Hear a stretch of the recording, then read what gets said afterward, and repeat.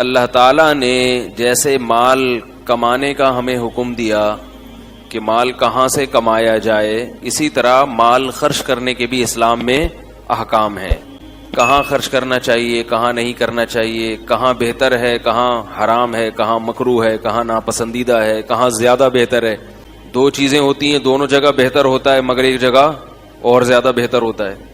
اس پر میں نے پھر بیان میں کچھ تفصیل بیان کی تھی کہ مال کی اسلام میں ویلیو کیا ہے، اہمیت کیا ہے. بہت سے لوگ یہ سمجھتے ہیں کہ اسلام میں پیسے کی کوئی ویلیو ہے ہی نہیں، مٹی ہے، ختم ہو جانے والا ہے، پھینک دو لہذا اٹھا کے، چوری کروا دو، جیبیں کٹوا لو اپنی. تو اس پر میں نے دلائل دیے تھے کہ اسلام میں مال کی کتنی اہمیت ہے. وہ دلائل میں ریپیٹ نہیں کروں گا، پچھلا بیان میرا یوٹیوب پہ ہے، سن سکتے ہیں آپ. اس پر پھر ایک اشکال ہوتا ہے کہ ایک طرف تو قرآن کہتا ہے کہ یہ دنیا کی زندگی کھیل ہے، تماشا ہے، یعنی خود اسلام بھی دولت کی اہمیت کو بیان کر رہا ہے بھائی. تو غریب کا تو ایک ہی سہارا تھا اللہ اور مذہب. تو گویا مذہب نے بھی غریب کو یعنی یہ قرار دے دیا، غریب کے بارے میں مذہب نے بھی یہ بتا دیا کہ یہ کیا ہے، بیچارہ غریب ہے، اس کے پاس اللہ کی نعمت نہیں ہے. تو وہ تو اور زیادہ احساس کمتری کا شکار ہوگا نا غریب آدمی. یہ سن کے گرمی بھی ہے، آپ کو پتا ہے ٹھیک ہے، اس لیے جو بات کہوں نا پہلی دفعہ میں سمجھ جایا کریں. ٹھیک ہے، دیکھو بھائی، جب دولت اللہ کی نظر میں اس کی بہت قیمت ہے تبھی تو ضائع کرنے سے منع کیا ہے. قیمتی چیزوں کے بارے میں منع ہوتا ہے نا کہ اسراف بھی مت کرو، تبذیر بھی مت کرو، کسی بھی طرح سے ضائع مت کرو. اور بتایا یتیم بچے کو اس کا مال اس کے حوالے نہ کرو، بالغ ہو جائے پھر بھی نہ دو کہ ضائع نہ کر دے، کیونکہ اس کی بڑی قیمت ہے. جعل اللہ لکم قیاما، زندگی تم اسی سے گزارتے ہو. تو سوال پیدا ہوتا ہے، غریب آدمی تو بیچارہ کہیں کا نہیں رہا، دنیا میں بھی اس کی عزت نہیں ہوتی، اوپر سے اسلام نے بھی کہہ دیا کہ دولت کی بڑی ویلیو ہے، تو غریب بیچارہ بولو بھائی کہاں جائے. اس اشکال کا جواب یہ ہے کہ اسلام میں دولت کی اہمیت ہے اپنی جگہ، لیکن اگر اللہ نے کسی کو دولت نہیں دی، اللہ کے فیصلے ہیں نا، یہ اس نے اپنی طرف سے محنت کی مگر مقدر میں نہیں ہے، تو اس نعمت کے نہ ملنے پہ وہ جو صبر کرتا ہے، اس صبر کی اہمیت دولت سے کئی گنا زیادہ ہے. بات یہ ہے کہ غریبوں کی دو قسمیں ہوتی ہیں، یعنی دولت کی اہمیت میں کیوں بیان کر رہا ہوں جب غربت کی یہ فضیلت ہے. سوال پھر پیدا ہوگا کہ جب غربت کی اتنی فضیلت کے صبر کی فضیلت تو اور بھی زیادہ ہے، تو پھر دولت کے بجائے ایسا کرنا چاہیے کہ غریب بنو اور صبر کرو. کیا خیال ہے، زیادہ ثواب ملے گا؟ تو بات یہ ہے کہ غریبوں کی کتنی قسمیں ہیں، بول لو نا، دو قسمیں. انگلی سے اشارہ بھی کر دیا میں نے، ویسے سیدھے ہاتھ سے اشارہ کرنا چاہیے. کتنی قسمیں ہیں؟ دو قسمیں. ایک غریب وہ ہے جو قدرت کی طرف سے غریب ہے، جو قدرت کی طرف سے مسکین ہے، غریب ہے، اپنی طرف سے وہ محنت کرتا ہے، رزق کماتا ہے، لیکن اللہ نے اس کے مقدر میں ہر محنت کرنے والے کو ملتا نہیں ہے. من کان یرید حرث الدنیا نؤتہ منہا، جو دنیا چاہے گا اس میں سے کچھ حصہ ہم دے دیں گے. ما نشاء لمن نرید، جتنا ہم چاہیں گے اس کو دیں گے، جتنا آپ چاہ رہے ہیں اتنا نہیں ملے گا، کیونکہ آپ تو چاہ رہے ہیں کہ ساری دنیا میری ہو جائے. جتنا اللہ چاہے گا. اور لمن نرید، جس کو چاہیں گے، یعنی تھوڑا بھی اس کو ملے گا جس کو اللہ چاہیں گے، ورنہ تھوڑا بھی نہیں ملے گا، سوکھی روٹیوں پہ گزارا کرنا پڑے گا. یہ جو مشہور کتابیں ہیں نا انگلش میں، جو آج 7 کامیاب ترین لوگوں کی علامتیں، اس قسم کی بہت ساری کوالٹیز انہوں نے ذکر کی ہیں کہ جو بڑے بڑے کامیاب لوگ ہیں، یہ آج کل بہت معاشرے میں چل رہی ہیں کتابیں. یہ اچھی کتابیں ہیں، پڑھنا چاہیے، اس کا میں مخالف نہیں ہوں. لیکن ایک بات ہے کہ جتنے بڑے بڑے کامیاب لوگ دنیا میں گزرے ہیں ان کی علامات انہوں نے ہائی لائٹ کی ہیں، یہ ان میں کوالٹی تھی، یہ کوالٹی تھی. لیکن ایک سروے آپ ایسا کریں جو میں آپ کو کہہ رہا ہوں کہ یہ کوالٹی بہت سارے لوگ ایسے گزرے جن میں ڈبل تھیں مگر وہ کامیاب. ایک ایسی کتاب بھی مارکیٹ میں لے کر آئے کہ تمام کی تمام کوالٹیز ان لوگوں میں تھیں مگر وہ کامیابی جس کو گورا کامیابی کہتا ہے اور جس کامیابی تک پہنچانے کے لیے وہ کتابیں لکھ رہا ہے، وہ کامیابی جس کو اللہ کامیابی کہتے ہیں وہ الگ چیز ہے. اس کے لیے محنت کبھی بھی رائے گاں نہیں جاتی. اس کے لیے تو اللہ نے صاف طور پر بتا دیا, من کان یرید الآخرہ, کیا ہے من کانا, سورہ بنی اسرائیل کی آیات, من اراد الآخرہ وسعى لها سعیها وهو مؤمن فاولئک کان سعیهم مشکورا. جو آخرت کی کوشش کرے گا اور ایمان بھی ہوگا, اور کوشش بھی وہ جو اللہ نے بتائی ہے, اپنی طرف سے اخپل طریقے والی کوشش نہیں, پشتوں میں اپنے کو کہتے ہیں اخپل, اخپل طریقے والی کوشش نہیں, جو اللہ نے بتائی ہے, سمجھ رہے ہو, یہ والی کوشش جو شخص کرے گا, فاولئک کان سعیہم مشکورا, اس کی کوشش کا بدلہ اس کو دیا جائے گا, آخرت ملے گی, وہ ضائع نہیں ہوگی. تو یہ جو گورے کتابیں لکھتے ہیں کامیاب لوگوں کی علامتیں, تو یہاں کامیابی سے مراد کیا ہے؟ دنیاوی کامیابی. کون سی کامیابی؟ تو میں یہ دعوے سے کہتا ہوں کہ وہ تمام علامتیں آپ پیدا کر لیں, پھر بھی کوئی گارنٹی نہیں ہے کہ آپ کامیاب. وہ کتاب پڑھ کر ساری علامتیں اس نے اختیار کر لی ہیں بھائی, اس کو پتا چلا کہ وہ وقت پر, ایک مثال دے رہا ہوں میں نے وہ کتاب پڑھی نہیں ہے, لیکن اس کا تعارف بہت سنا ہے, اس کی کچھ مضامین کا خلاصہ میں نے لوگوں سے سنا ہے. اچھی کتاب ہے جو اس کا خلاصہ بیان کیا جاتا ہے, اور اس طرح کی تو بہت ساری کتابیں, کوئی ایک نہیں ہے. میں کہتا ہوں آپ نے وہ تمام علامات اپنے اندر پیدا کر کے, آپ کہا کہ پہلی ایک بات یہ کہ بھائی ٹائم کا میں خیال رکھوں گا, آپ صبح صبح سوٹ ٹائی میں آفس وقت سے پہلے پہنچے, اور کسی ٹرک والے نے آپ کو روڈ پہ کیا کر دیا, کچل دیا. وہ علامات گئیں تیل لینے. کیا خیال, وہ جو کتابیں پڑھ پڑھ کے آپ, ٹرک والے نے تو وہ کتابیں نہیں پڑھی نا, وہ جو کنٹینر اپنے اوپر لوڈ کر کے جو ٹریلر چلا جا رہا ہے بھائی, ٹرالر جو ہے وہ جا رہا ہے, اس کو تو نہیں پتا کہ وہ پی کے نکلا تھا, نشے میں تھا. کتنا ہی آپ اس کو ٹرین کر دیں, ٹریفک کے قوانین سکھا دیں, مگر نشے میں انسان ہوش میں نہیں ہوتا. اس نے آپ کو کیا کر دیا, مار دیا. تو آپ کی وہ تمام کامیاب لوگوں کی تمام علامتیں کہاں چلی گئیں؟ وہ گئیں تیل لینے, پڑ وہ دھری کی دھری رہ گئیں. یا ڈینگی وائرس نے حملہ کر دیا, کیا خیال ہے, ڈینگی نے حملہ کر دیا, ہیپاٹائٹس بی کا کوئی جرثومہ آ گیا, آپ گئے تھے ٹینڈ کرانے کے لیے, وہ جو بلیڈ اس نے استعمال کی, وہ بلیڈ پہلے کسی ہیپاٹائٹس کے مریض کو استعمال ہو چکی تھی, وہ آپ کے لگ گئی, ہو گیا. وہ علامات کہاں چلی گئیں؟ خدا کی قسم لا الہ الا اللہ, جب تک دین کو, مذہب کو فالو نہیں کرو گے, تمہیں کامیابی کے علاوہ دنیا کی ہر چیز ملے گی. چاہے تم گوروں سے صبح شام ورکشاپ لے کے کامیاب آدمی بننے کی کوشش میں لگے رہو. یہ جتنی ٹریننگ آج کل ٹرینر آ رہے ہیں نا یوٹیوب پہ, بہت اچھے ہیں. ایک بہت بڑا فالٹ ہے کہ یہ آخرت پر یقین نہیں رکھتے, اور جو آخرت پر یقین نہیں رکھتا, خدا کی قسم وہ کامیاب ہو ہی نہیں سکتا. ناممکن ہے کہ وہ ڈپریشن ختم ہو جائے, اس کی سٹریس ختم ہو جائے, ناممکن ہے یہ. مجھے ایک صاحب نے کہا, ایک گورے نے ایک بڑی اچھا ایک تاثر پیش کیا ہے کہ اس وقت آپ کی ڈیتھ ہو رہی ہے. ٹائم مینجمنٹ میں یہ بات پڑھائی جاتی ہے. ٹائم کو مینج کرنے کے لیے جو گورے ٹائم مینجمنٹ کی ورکشاپ کرواتے ہیں نا, اس میں ایک ڈائلاگ ان کا بہت مشہور ہے. وہ ڈائلاگ ہم جب ورکشاپ کرواتے ہیں تو ہم بھی وہ گوروں کا ڈائلاگ بتاتے ہیں لوگوں کو. اس ڈائلاگ میں ایک خاص بات ہے کہ بھائی وہ یہ آپ کو امیجن کراتے ہیں کہ آپ فرض کریں کہ ابھی آپ کی موت واقع ہو رہی ہے, تو آپ اپنے ماضی کی طرف جھانک کے دیکھیں گے, تو کیا آپ چاہتے ہیں کہ میں نے کامیاب زندگی گزاری ہو یا ناکام؟ یہ تصور آپ سے اس لیے کروایا جاتا ہے کہ موت سے پہلے ایسے کام کر لو کہ موت کے وقت آپ کو یہ احساس ہو کہ میں اچھی زندگی گزار کے جا رہا ہوں, تو موت کے وقت آپ کو ایک خوشی ہوگی. تو یہ اس لیے امیجن کرواتے ہیں, اس لیے تصور قائم کرواتے ہیں تاکہ آپ ٹائم کو مینج کرنا سیکھ لیں ایک میننگ فل لائف گزارنے کے لیے. ارے ورنہ میننگ فل بامعنی زندگی جب آپ نے کوئی اچھی زندگی گزارنی نہیں ہے تو ٹائم کو مینج کرنے کی کیا ضرورت ہے؟ ارے بھائی کون سی زبان میں سمجھاؤں؟ دیکھو ٹائم مینجمنٹ کی ورکشاپ میں کیا ہوتا ہے کہ آپ اپنے اوقات کو کیا کریں, منظم کریں, مینج کریں.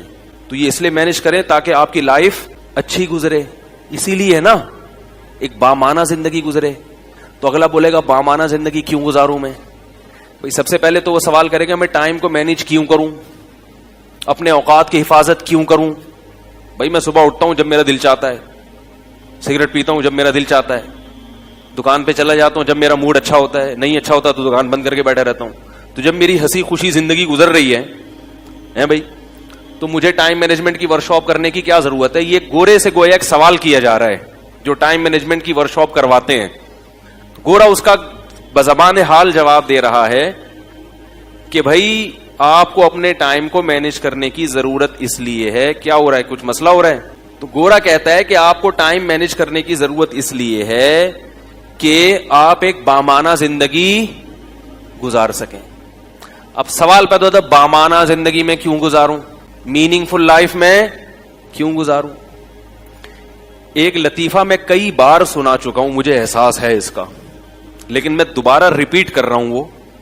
وہ ریپیٹ اس لیے کر رہا ہوں کہ جو بات میں ابھی سمجھانا چاہ رہا ہوں نا, وہ اس لطیفے سے بہت اچھی طرح سمجھ میں آ جائے گی. اس لیے جو حضرات وہ کئی بار سن چکے ہیں تو مائنڈ نہ کریں, ٹھیک ہے, کیونکہ وہ موقع پر ایک چیز ہوتی ہے نا, تو وہ اس سے زیادہ اچھی سمجھانے کی مثال نہیں ہوتی.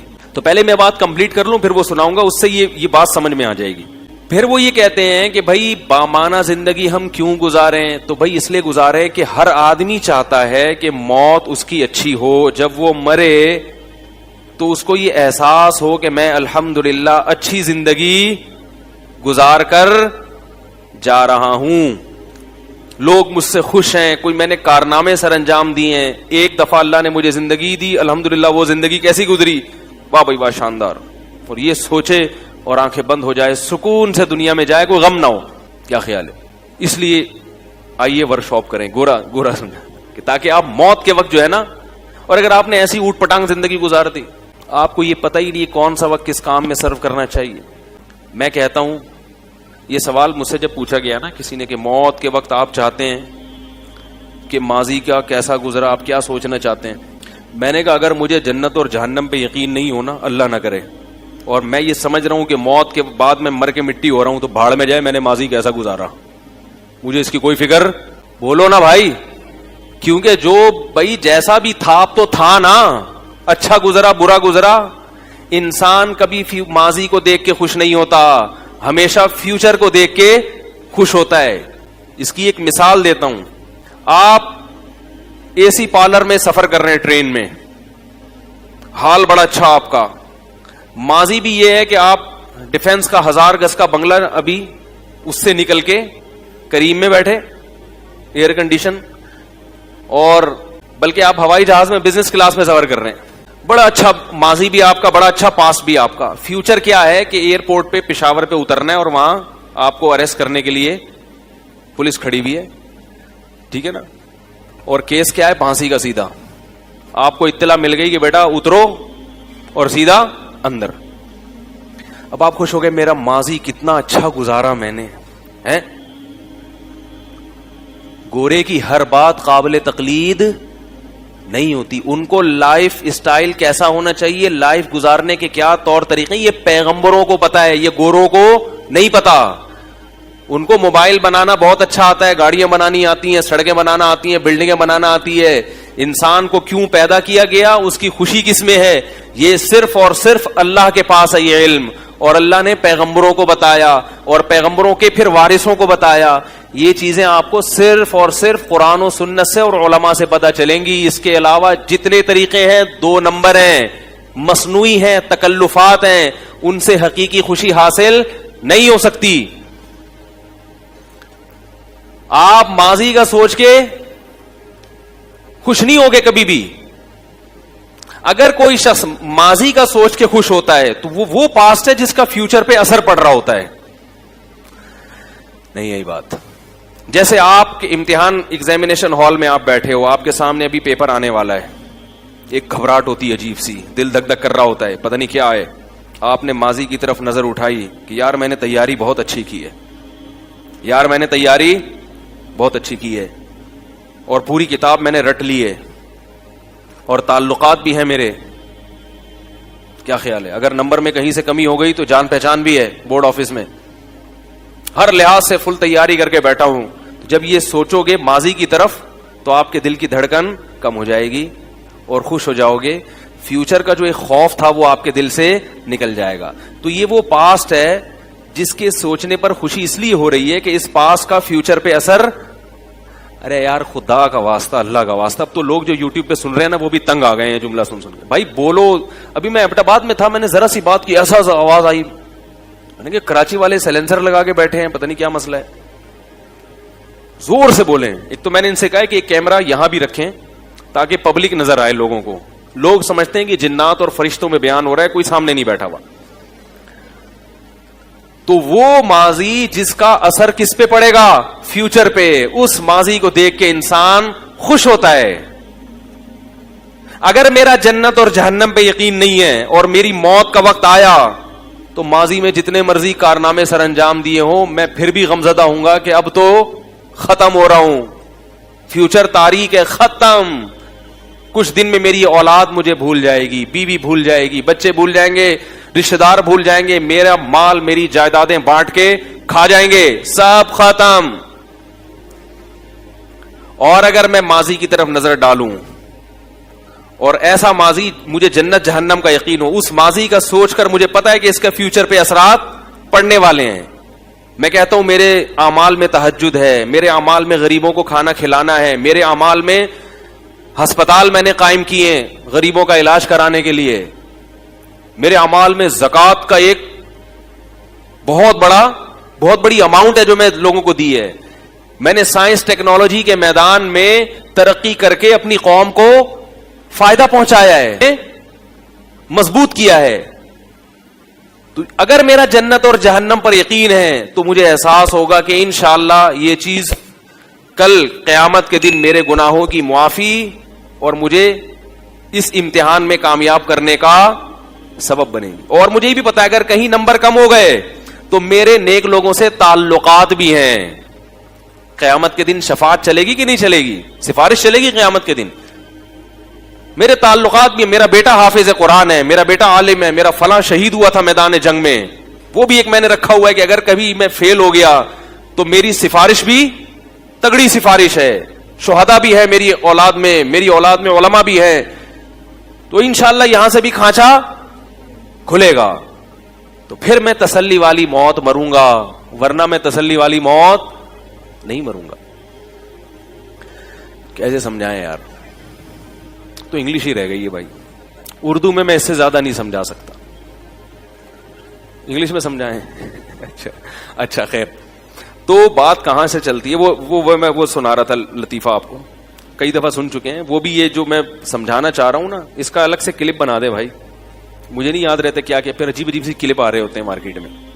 جو اصل بیان میں جو ایک ٹو دا پوائنٹ ایک اہم بات ہوتی ہے اس پہ کلپ بعض دفعہ نہیں بن پاتا, تو اس لیے میں ان کو کہہ رہا ہوں یہ بیٹھے ہوئے یہاں پہ.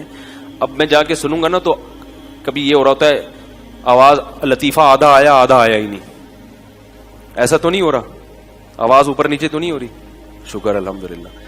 تو وہ بڑی مسائل وہ زیتون والے بھی نہیں آئے نا آج, ان کی ریکارڈنگ بڑی خاندانی ہوتی ہے. تو یہ وہ باتیں ہیں جو ہمارے لیے بہت زیادہ ضروری ہیں. آخرت پر ایمان کے بغیر آپ کبھی بھی خوش نہیں رہ سکتے. آپ جتنا بھی دنیا میں کماؤ گے نا آپ کو یہ کم لگے گی. مصنوعی طور پر اپنے آپ کو مطمئن تو کرو گے, مصنوعی طور پر تکلف کر کے. جیسے ایک آدمی خوش ہو نہیں لیکن خام خواہ میں مسکرا کے اپنے آپ کو خوش ظاہر کرنے کی کوشش کرو گے, میں بہت خوش ہوں, اندر سے خوش نہ ہو. ہم نے علماء کو, بزرگوں کو دیکھا ہے کہ ان کو خوشی کے اظہار کے لیے تکلف کی ضرورت نہیں ہوتی. ان کے چہروں سے لگتا ہے کہ ان کا دل باغ ہے, خوش ہیں, یہ چہروں سے ظاہر ہوتا ہے. تو وہ میں لطیفہ سنا رہا تھا کہ ایک آدمی نا سمندر کے کنارے لیٹا ہوا ہے اور وہ سگریٹ پی رہا ہے. ایک بوڑھے میاں اس کے پاس گئے, دیکھا کہ بنیان پہن کے, بھائی تم چڈی پہن کے سمندر کے کنارے لیٹے ہوئے ہو, اپنا ٹائم ویسٹ کر رہے ہو, ٹائم مینجمنٹ کی ورکشاپ کرو, میننگ فل لائف گزارو, کیا خیال ہے؟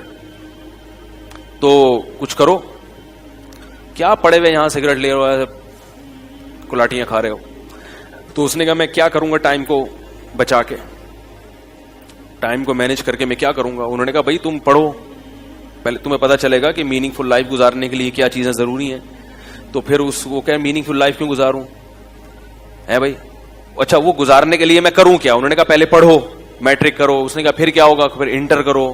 پھر کیا کرو بھی؟ B com, B S C کچھ تو کرو. پھر ماسٹر کرو، پھر پی ایچ ڈی کرو.